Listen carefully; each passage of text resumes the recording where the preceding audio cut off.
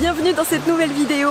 Aujourd'hui je me trouve en Ardèche, dans le bassin du Rhône. Je vais vous présenter une espèce mystérieuse et méconnue. Il s'agit d'un poisson, et vous le savez peut-être, j'adore les poissons. D'une manière générale, le grand public ne s'intéresse pas vraiment aux poissons. C'est sous l'eau, ça se voit pas, donc... Et donc l'objectif aujourd'hui, ça va être de mettre en lumière une espèce. Il s'agit de l'apron du Rhône. On va découvrir ensemble pourquoi il est méconnu, les menaces qui pèsent sur lui et savoir ce qu'on peut faire à notre échelle pour l'aider. C'est parti!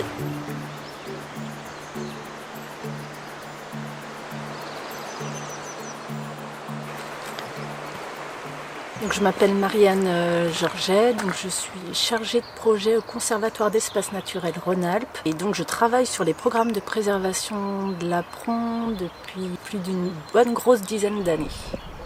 Alors l'apron, c'est un petit poisson de la famille des percidés, comme le sandre ou la perche que l'on connaît un petit peu mieux. Et il a la particularité en fait d'être endémique du bassin du Rhône. Donc autrement dit, il existe nulle part ailleurs dans le monde. C'est un petit poisson qui est pas très gros. En général, il fait une quinzaine de centimètres. Les plus gros d'entre eux peuvent atteindre 20 centimètres, mais c'est assez exceptionnel. Il a la particularité d'avoir un museau arrondi et au niveau de sa robe, il a plusieurs bandes, donc 3 bandes noires qui sont généralement plus colorées et parfois une 4e au niveau de la tête mais qu'on distingue un petit peu moins bien. Et sa couleur va du brun clair au jaune et en fait il compte sur cette robe pour se camoufler au sein des galets. Allez, petit jeu, est-ce que vous voyez l'apron qui se cache sur ces images ? Eh bien, il était juste là. C'est un poisson qui vit pas en bande comme on peut le voir souvent dans les rivières, il est plutôt solitaire. Alors c'est un poisson qui vit sur le fond, donc solitaire au fond et en plus il s'active plutôt la nuit.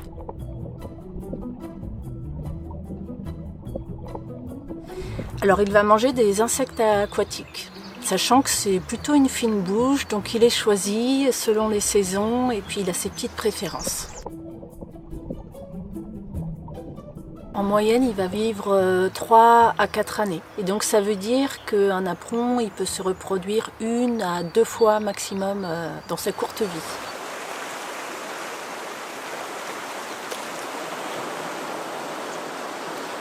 Alors l'apron, il va vivre dans des cours d'eau à galets en fait où on a une diversité d'habitats et notamment en fait des alternances de zones rapides et de zones plus lentes. Donc ce qu'on appelle des radiers, des plats courants. Il est relativement exigeant envers ses habitats et il a besoin d'eau plutôt de bonne qualité. On est sur des zones qui sont primordiales, nécessaires pour qu'on ait de l'apron dans les rivières. C'est-à-dire qu'on est sur un secteur avec une profondeur relativement faible, un courant assez rapide et une granulométrie composée de graviers, de galets et de blocs. Et c'est dans ces zones que l'apron va venir se nourrir parce que c'est là qu'habitent ses proies et c'est aussi là qu'il va venir se reproduire.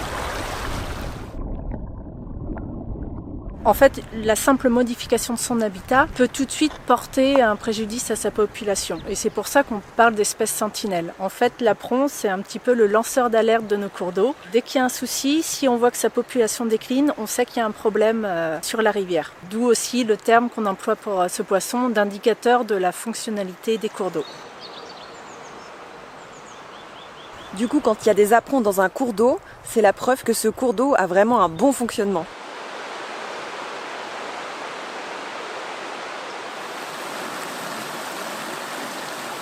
Donc l'apron, c'est une espèce protégée qui bénéficie de différents statuts de protection. Il faut savoir qu'il est considéré en danger critique d'extinction au niveau mondial et en danger d'extinction donc au niveau français. Et à ce titre, il apparaît dans différentes réglementations en raison de sa rareté.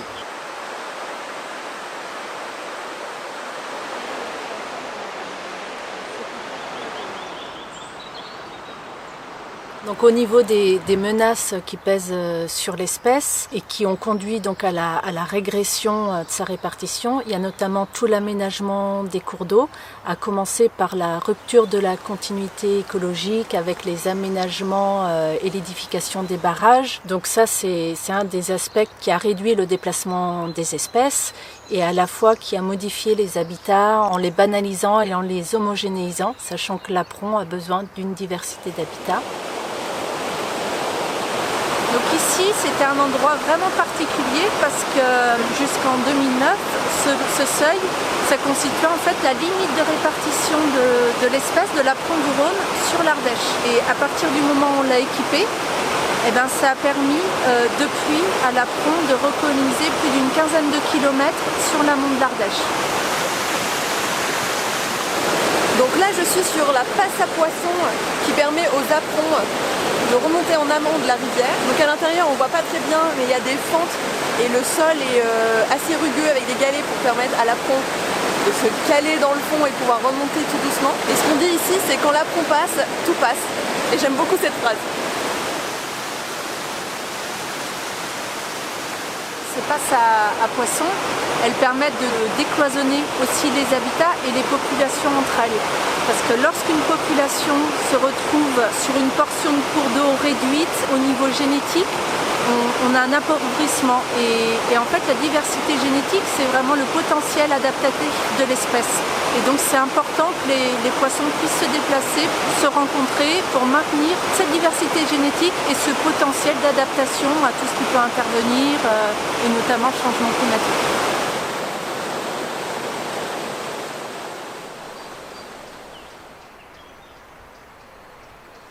Les menaces qui pèsent sur cette espèce, comme on le sait, les cours d'eau, c'est les réceptacles d'un certain nombre de pollutions. La quantité d'eau aussi, surtout avec le changement climatique aujourd'hui. On a des étiages, en fait, des quantités d'eau en période estivale qui peuvent être très faibles sur nos cours d'eau et qui posent un vrai problème en termes de qualité, puis aussi de température pour les poissons en général et à commencer pour l'apron. Et également, il faut savoir que l'apron, donc, il est encore présent sur des cours d'eau qui sont des jolis cours d'eau et qui sont également très fréquentés et sur lesquels il y a beaucoup d'usages, notamment beaucoup de baignades. C'est des lieux très touristiques, hein, si on prend les gorges de l'Ardèche, la Baume, le Verdon. C'est quelque chose qui nous inquiète de plus en plus parce que quand il y a quelques personnes, c'est pas un problème.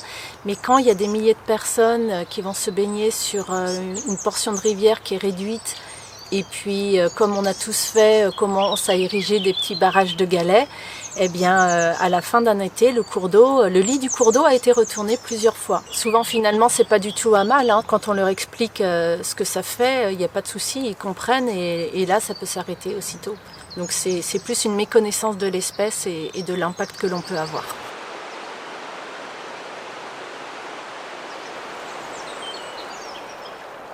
Donc tous ces paramètres font que petit à petit sa population a été fortement réduite et d'une présence qu'on estimait à environ 2200 km à l'échelle du bassin du Rhône, on est tombé à environ 400 km aujourd'hui. Donc il y a plus de 80% de son aire de répartition qui a disparu à ce jour.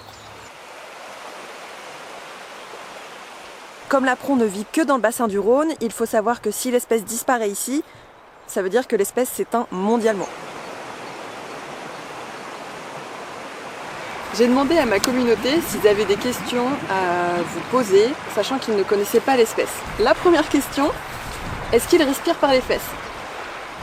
Non, a priori non.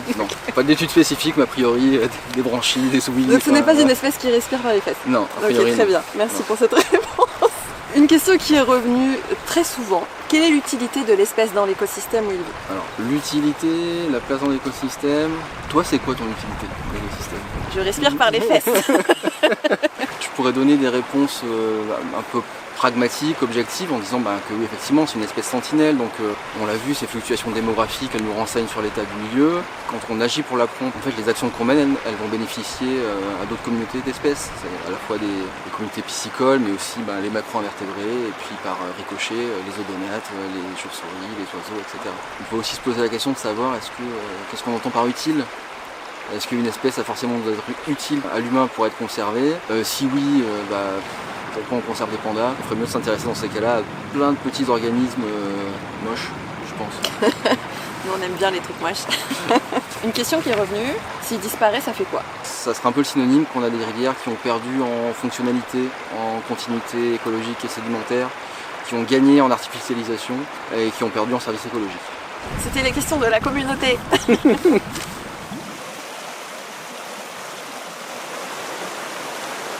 Nos missions au Conservatoire d'espaces naturels, elles s'inscrivent en fait dans un plan national d'action en faveur de la préservation de l'apron du Rhône, qui est un outil de l'État et qui permet de rassembler et de coordonner tous les acteurs qui travaillent dans le secteur de l'eau et où on a la présence de l'espèce pour mettre en œuvre aussi bien des actions opérationnelles comme la restauration de la continuité écologique, notamment à travers la réalisation de passes à poissons, mais également des actions qui visent à mieux connaître l'espèce à travers la mobilisation de chercheurs. Il y a aussi tout un volet concernant des actions de communication pour mieux faire connaître l'apron et faire comprendre nos actions à l'échelle du bassin. Donc là, on est en pleine prospection de nuit pour trouver des aprons. Chaque année, on a un certain nombre de stations de suivi où on va parcourir un certain linéaire de cours d'eau pour comptabiliser les aprons que l'on voit. Et la technique de prospection dans les cours d'eau où l'eau est claire, c'est de prospecter de nuit à la lampe frontale parce que l'apron a une particularité, c'est que ses yeux se reflètent un peu comme l'œil d'un chat. Et c'est comme ça qu'on arrive à les repérer et après on estime leur taille et ça nous permet de faire un suivi annuel sur leur présence.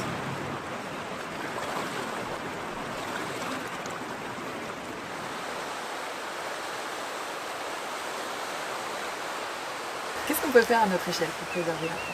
Il y a beaucoup de choses que l'on peut faire. Donc son milieu de vie, c'est nos cours d'eau, c'est l'eau. Et donc ça commence par des petits gestes quotidiens de tout simplement d'économie d'eau, faire attention aussi également aux produits que l'on utilise. On a des produits on le sait qui ne polluent pas et d'autres produits que l'on retrouve dans les rivières et qui sont problématiques. L'été, quand on se baigne, c'est important d'avoir en tête que lorsqu'on retourne à un galet, c'est pas très grave, mais lorsque des milliers de personnes font la même chose, l'impact il est beaucoup plus important. Et plus globalement, les gestes à adopter, c'est aussi par rapport à son alimentation. Il vaut mieux manger effectivement des produits qui viennent d'une agriculture biologique qui n'utilisent pas de pesticides, parce que les pesticides, c'est un gros souci aussi et on les retrouve dans nos cours d'eau. Il faut bien imaginer que c'est l'exutoire en fait de toute notre activité au quotidien. Et quelque chose de très important, c'est tout simplement s'intéresser en fait dans l'environnement dans lequel on vit et notamment de nos cours d'eau ou qui sont le support d'une vie foisonnante où on a plein d'insectes aquatiques, plein de poissons. Finalement, quand on apprend à les connaître, on y fait tout de suite beaucoup plus attention. Comme on dit souvent, on ne peut pas s'émouvoir de la disparition d'une espèce si on ne sait même pas qu'elle existe. À notre échelle, on peut contribuer à préserver cette espèce, à diffuser un maximum les bons gestes à adopter quand on est dans la nature. Donc je compte sur vous, on partage un max, on fait tourner cette vidéo et on contribue à soutenir les personnes qui agissent pour préserver l'apron du Rhône. On se retrouve dans les commentaires et je vous dis à très vite.